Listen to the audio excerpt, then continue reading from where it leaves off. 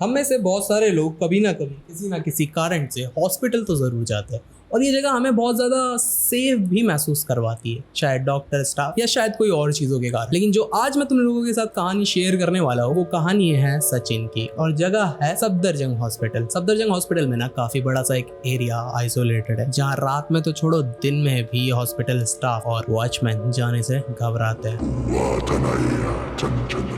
पता नहीं क्या रीजन है। और जो हमारा सचिन है, हमारा जो कैरेक्टर है जिसकी कहानी मैं तुम लोगों तक पहुंचाने वाला हूँ, वो गलती से उस जगह पर पहुंच जाता है। उसके बाद जो उसके साथ होता है उसको सुनने के बाद तुम्हें शायद ऐसा मैं बोलूंगा कि तुम्हें नींद ना आए, बाकी तुम्हें आए ना आए वो तुम्हारे ऊपर है। मिडिल क्लास लोग ना मतलब छोटी छोटी चीज़ों से बड़े खुश हो जाते हैं और वैसे ही सचिन भी हमारे ऐसा एक बंदा होता है। उसे अपने गांव में कोई जॉब मिल नहीं रही होती है तो अपने दोस्त के थ्रू जान पहचान करके दिल्ली आता है। उसे सफदरजंग हॉस्पिटल में एज अ वॉचमैन की नौकरी मिल जाती है। बड़ा खुश होता है अपने जॉब को लेके, बड़ा एक्साइटेड होता है कि यार इस महीने की सैलरी अगर मेरे हाथ में आ जाए ना, बस जल्दी से आ जाए, माँ को एक साड़ी गिफ्ट करूंगा। एक अच्छे बच्चे की हमेशा यही ख्वाहिश होती है कि अपनी माँ की ख्वाहिश पहले रखूँ, उसकी भी यही ख्वाहिश होती है। अपने जॉब में इतना ज़्यादा पैशनेट होता है, उसका जो सीनियर होता है उसे जो भी चीज़ करने के लिए कहता है वो उससे ज़्यादा एक्स्ट्रा करता है ताकि सामने वाले को खुश कर सके। और इस सारे दिन के जॉब के कारण अब थक वक कर वो अपने घर की तरफ जा ही रहा होता है। तो वो गांव वाला बंदा होता है तो उसे दिल्ली की चीज़ों सीखने में थोड़ी मुश्किल हो रही होती है। तो हॉस्पिटल के भी रास्ते इसके लिए बड़े मुश्किल से होते हैं। गलती से बाय एक्सीडेंटली ये बंदा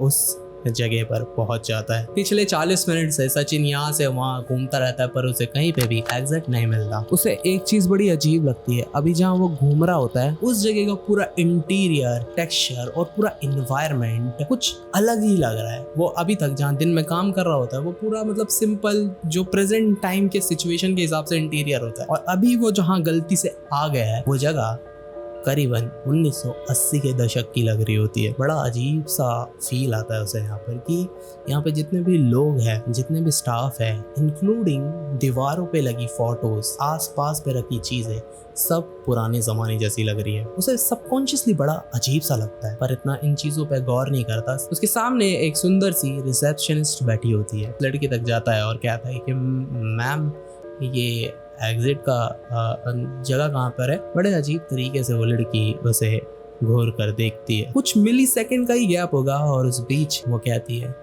कि यहाँ आने का रास्ता है, जाने का नहीं। अब ये सुनते ही उसका दिमाग पिनक जाता है। क्या कह रही है, मुझे घर जाना है, ये रास्ता बताना। ये चीज़ बोलता नहीं है, उसके दिमाग में चलती है। रिस्पेक्टफुली कहता है मैम क्या कह रहे हो। तो लड़की कहते हैं अरे मैं मजाक कर रही हूँ, आगे से कॉरिडोर है, कॉरिडोर से लेफ्ट एंड राइट होकर सामने आपको एग्जिट मिल जाएगा। तो कॉरिडोर से होता हुआ जाता है, उसे एक पेंटिंग दिखती है मस्त सुंदर सी। वहां से होता हुआ लेफ्ट लेकर राइट लेता है एंड वहां पर पहुंचकर उसे एक चीज महसूस होता है कि जो चीज उस लड़की ने बताया था कि लेफ्ट लेके राइट ले लेना और उसके सामने आपको एग्जिट मिल जाएगा, पर वहां पर कोई एग्जिट होता ही नहीं है सिवाय एक वाइट दीवार के। अब सचिन जब ये व्हाइट दीवार देखता है ना तो उसका दिमाग खराब हो जाता है कि यार इसने मुझे गलत रास्ता क्यों बताया। अब वो सोचता है कि मैं वापस जाऊंगा, उस लड़की से बात करूंगा। लेकिन जब वो कॉरिडोर की तरफ वापस आता है तो ये चीज़ देखने के बाद शायद उसका मत्ता खराब हो जाता है कि भैंस की आँख, ये क्या हो गया। वो जो लोकेशन अभी पुराने ज़माने जैसी वाइफ कर रही थी, आज से करीबन 40 साल पहले जैसी,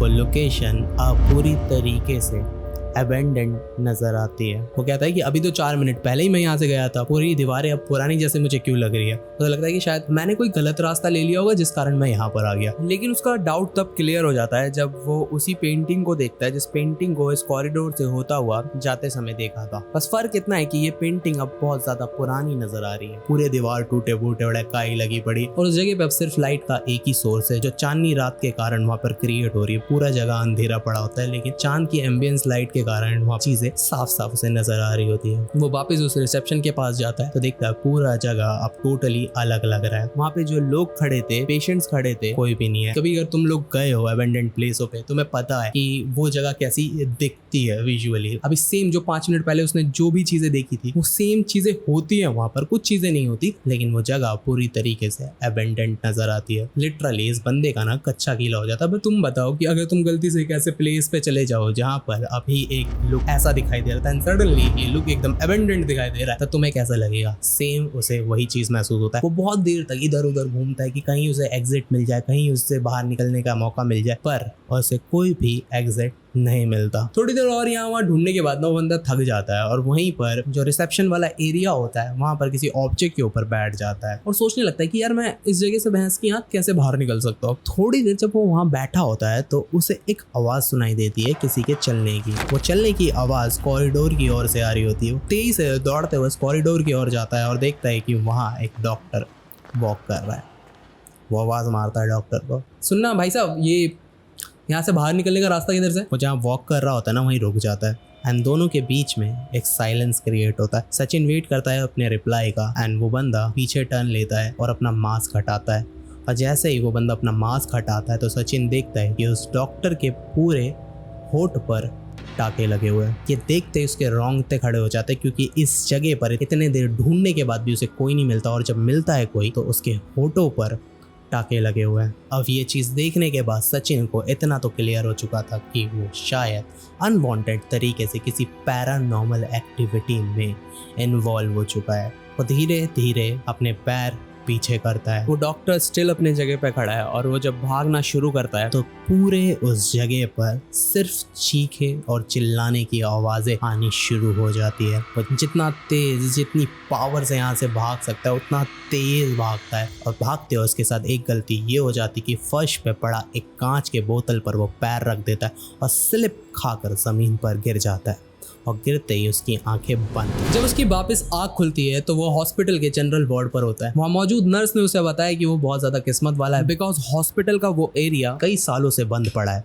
और आज तक जो बंदा भी वहाँ गया है ना ठीक ठाक वापस नहीं आया है। अब सचिन इस नर्स से बात कर रहा होता है एंड तभी ना वहाँ वार्ड बॉय की पूरी टीम आती है और सचिन के बेड समेत ले जाने लगती है। उसे ले जाकर एक ऑपरेशन थिएटर पे रख दिया जाता है जहाँ पर बहुत सारे डॉक्टर मौजूद होते हैं। तो वो डॉक्टर से कहते हैं कि सर मुझे तो कुछ भी नहीं हुआ है, आप लोग क्या चल रहा है। तो कोई उसका रिस्पॉन्स नहीं करता। तो सर मैं ठीक हूँ, आप लोग क्या कर रहे हो यहाँ पर, मुझे ये तो बताओ, मेरे को कुछ नहीं हुआ, मुझे अभी घर जाना है। कोई फिर भी रिस्पॉन्स नहीं देता एंड थर्ड बार जब बोलता है सर आप ये सब बताओ, मेरे को जाना है यहाँ से। जब वो करके ऐसे उतर रहा होता है तभी उसको एक डॉक्टर तेजी से आता है उसके पास, उसके छाती पे धक्का देता है और उसको वापस बेड पर लेटा देता है और कहता है चुप, तूने सुना नहीं नर्स ने क्या कहा कि कोई भी यहाँ आता है वो ठीक ठाक कभी भी वापस नहीं जाता। वहाँ खड़े सारे डॉक्टर एक एक करके अपने चेहरे पे लगा हुआ मास्क हटाना शुरू करते हैं। किसी के जबड़े गायब है तो किसी के फेस पे मास्क का टुकड़ा जिसमें से खून की बूंदें फर्श पर गिरती हुई साफ नजर आ रही है। अब ये सारी चीजें देखने के बाद सचिन चिल्लाना शुरू कर देता है पर ये सारे लोग इसके हाथ पैर पकड़ लेते हैं और सचिन के चीख और डर के साथ ये पूरा हॉस्पिटल का आइसोलेटेड एरिया गूंजने लगता है।